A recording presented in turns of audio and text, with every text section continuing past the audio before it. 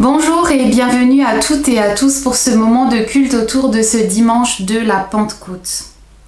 La fête de la Pentecôte, c'est la fête du Saint-Esprit. Nous voilà déjà 50 jours après Pâques et nous nous souvenons de l'envoi du Saint-Esprit sur les apôtres.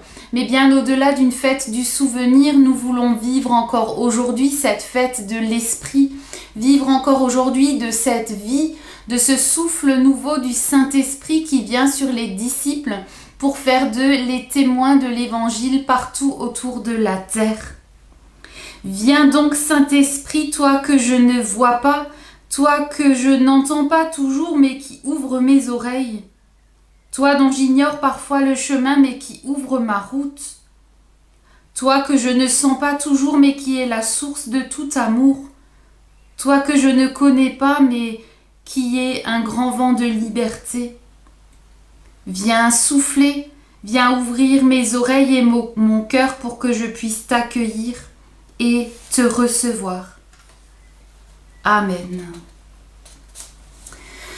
Aujourd'hui, nous accueillons, nous recevons comme texte de méditation, vous allez l'entendre, un texte auquel on ne s'attendrait peut-être pas pour ce dimanche de la Pentecôte. Pourtant, vous allez voir qu'il est curieusement retentissant. Ce texte trouve dans le livre de la Genèse au chapitre 11. À cette époque-là, tous les hommes parlaient la même langue et tenaient le même langage.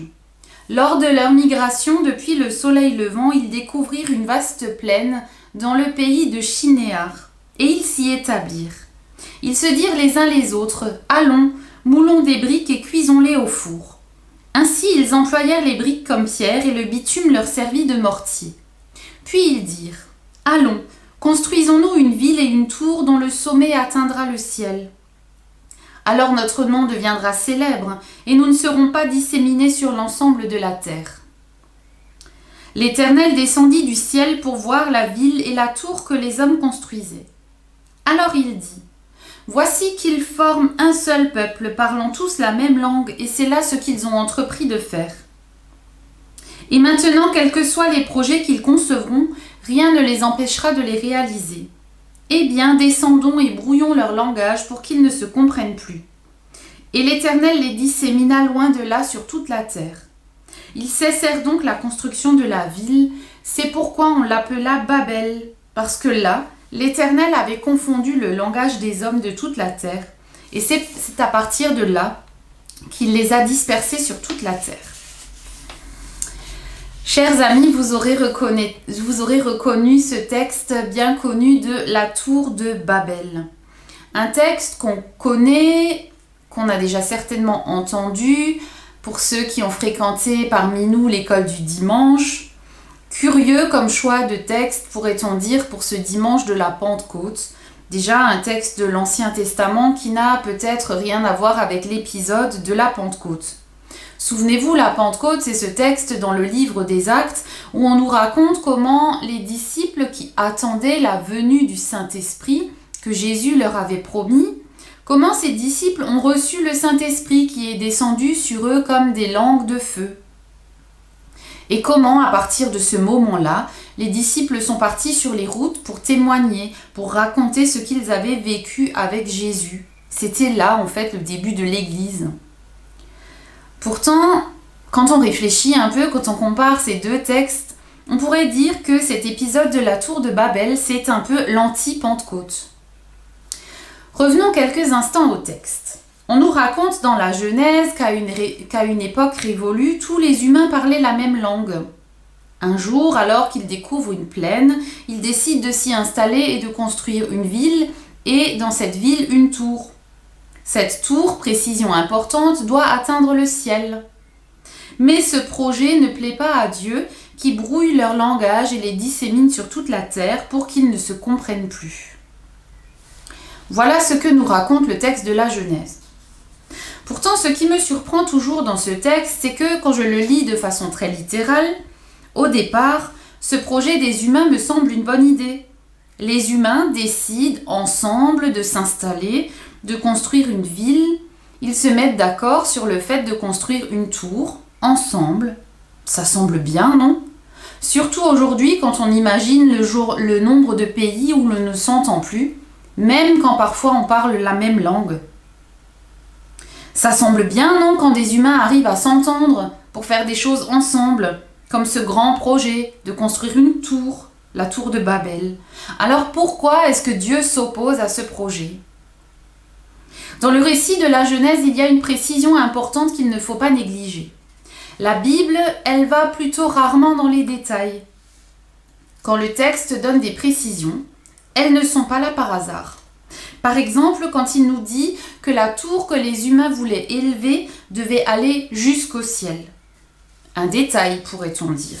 Surtout quand on imagine les capacités de construction à l'époque, par rapport à nos gratte-ciel d'aujourd'hui, qui effectivement chatouillent les nuages. D'ailleurs, est-ce que vous savez quelle est la hauteur de la tour la plus haute du monde ? Elle se trouve à Dubaï, elle s'appelle la Burj Khalifa, et elle mesure pas loin de 828 mètres d'altitude. Vous imaginez presque 1 kilomètre d'altitude. C'est affolant, à en donner le vertige. Mais le texte biblique, pour lui, le détail crucial, ce n'est pas la hauteur exacte de la tour, mais c'est l'intention qui se cache derrière. Si les humains voulaient construire une tour qui va jusqu'au ciel, c'était dans l'intention de s'élever jusqu'à Dieu. Peut-être même avec l'intention cachée de se mettre à la place de Dieu. Et le problème était peut-être là. Ces hommes pensaient qu'à la force de leurs poignets, ils arriveraient à s'élever jusqu'à Dieu. Mais c'est là qu'ils se sont trompés, parce que Dieu, ce Dieu que nous confessons, le Dieu de Jésus-Christ, mais qui est le même que le Dieu de l'Ancien Testament, ce n'est pas ce que veut notre Dieu. En ce sens, c'est comme s'ils avaient élevé cette tour pour adorer une idole, en tout cas pas pour adorer Dieu, le Dieu que nous connaissons. C'est bien pour ça que Dieu s'est opposé à leur projet.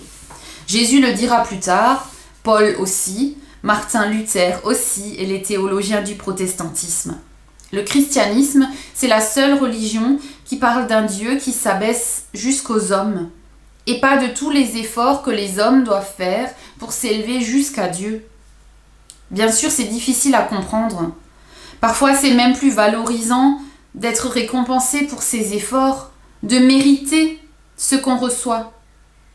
Recevoir gratuitement, c'est pas toujours très valorisant. Pourtant, c'est dans ce sens-là que je comprends, moi, cet épisode de la Tour de Babel.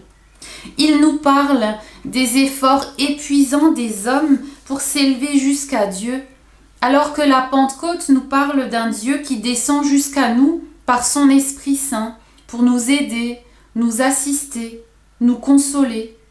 C'est tout l'inverse en fait. D'ailleurs, le nom même de Babel signifie confusion. Quand Dieu disperse les humains et les langues à travers le monde, quand les humains ne se comprennent plus.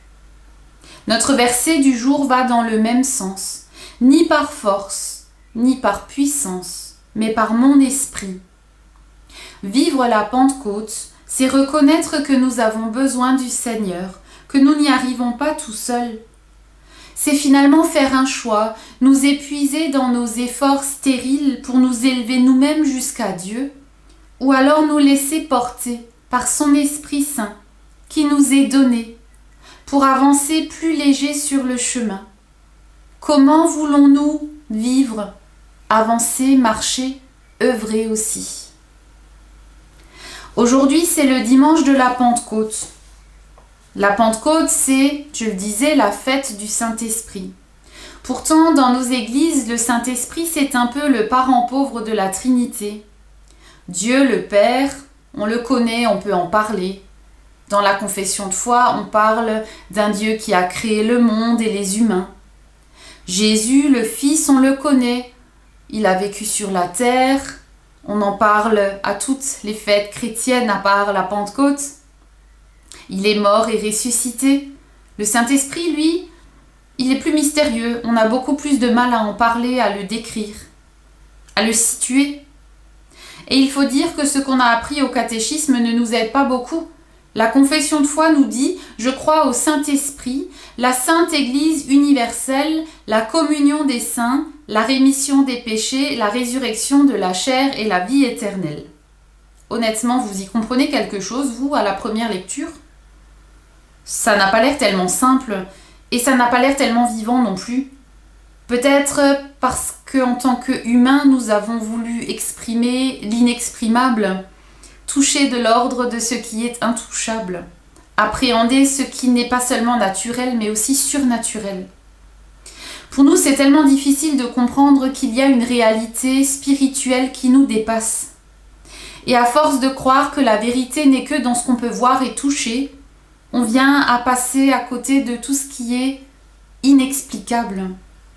Pourtant, nous savons bien qu'il y a des choses qu'on ne peut pas forcément toucher, expliquer.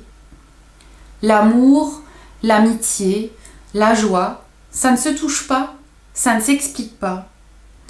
Un coup de foudre, ça ne s'explique pas. Le Saint-Esprit, on ne peut pas le voir.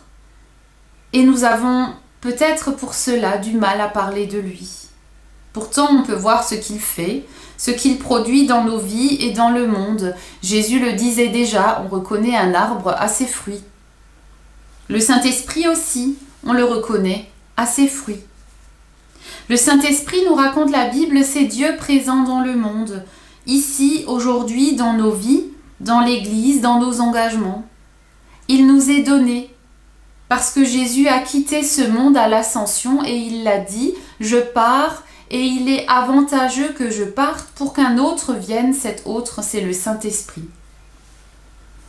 Nous gagnerions certainement à le connaître un peu mieux dans nos églises parfois si rationnelles, nous ouvrir à cette dimension spirituelle.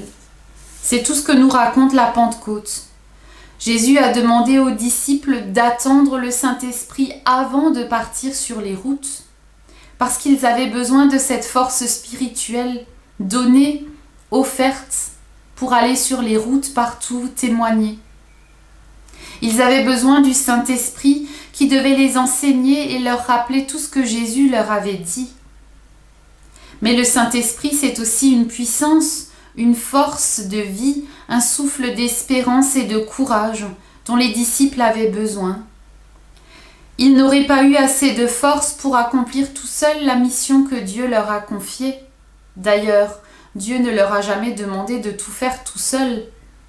Attendez, et vous recevrez une puissance, le Saint-Esprit, qui vous donnera d'être témoins et d'aller partout où vous serez appelés. Et puis la Pentecôte, c'est aussi la naissance de l'Église, l'ouverture du témoignage des disciples au monde, le début d'un élan formidable qui ira jusqu'au bout du monde. Pas dans la confusion comme à Babel, mais dans l'unité. Parce qu'à Pentecôte, même si tous parlent une langue différente, ils se comprennent. Babel ou Pentecôte, nous épuiser à nous élever jusqu'à Dieu, ou laisser le souffle, l'Esprit de Dieu qui descend jusqu'à nous, nous porter. Comment voulons-nous vivre, avancer, œuvrer dans nos engagements? En ce dimanche de Pentecôte, puissions-nous remettre au Seigneur tous nos projets, ceux qui nous épuisent, ceux pour lesquels nous nous entêtons parfois, mais aussi nos vies, nos engagements. Puissions-nous choisir de vivre sous sa grâce, avec l'aide de son esprit qui est puissance de vie, souffle d'espérance. Ni par puissance ni par force, dit le Seigneur, mais par mon esprit, vous pourrez œuvrer là où je vous ai appelé. Amen. Prions. Seigneur, nous te disons merci parce que tu nous redis aujourd'hui que tu nous aimes, que nous sommes précieux pour toi et qu'à chaque instant de nos vies, tu veux être présent auprès de nous par ton Esprit Saint. Merci de nous redire aujourd'hui que tu es là tout à côté de nous quand parfois nous nous épuisons à vouloir nous élever jusqu'à toi, à vouloir à la force de notre poignet nous entêter à faire tout ce que nous avons à faire sans toi. Merci pour ta compassion, pour ton soutien, pour ta miséricorde. Merci de nous rappeler que tu es là, juste à côté de nous, mais aussi que tu veux nous aider, même quand nous essayons de toutes nos forces de vivre sans toi. Merci de pouvoir te remettre maintenant nos vies, nos engagements, nos projets. Merci de pouvoir te remettre toutes les personnes qui nous sont chères, nos familles, nos amis, toutes celles et tous ceux que tu confies à notre amitié et à notre prière. En ce dimanche de l'Église, nous te remettons notre Église, tous ceux qui y sont engagés, tous les bénévoles et tous les ministres du culte qui œuvrent, chacun à sa place. Merci d'apporter à chacun cet Esprit Saint dont nous avons tous tant besoin. Merci parce que tu viens jusqu'à nous. Garde-nous, Seigneur, dans ta paix quand nous te prions ensemble. Notre Père qui es aux cieux, que ton nom soit sanctifié, que ton règne vienne, que ta volonté soit faite sur la terre comme au ciel. Donne-nous aujourd'hui notre pain de ce jour. Pardonne-nous nos offenses, comme nous pardonnons aussi à ceux qui nous ont offensés. Et ne nous laisse pas entrer en tentation, mais délivre-nous du mal, car c'est à toi qu'appartiennent le règne, la puissance et la gloire, au siècle des siècles. Amen. Que l'Esprit Saint vienne et habite chez toi. Que l'Esprit Saint vienne t'éclairer. Que l'Esprit Saint te donne la joie parfaite. Que l'Esprit Saint vienne te rappeler tous les bienfaits de Dieu.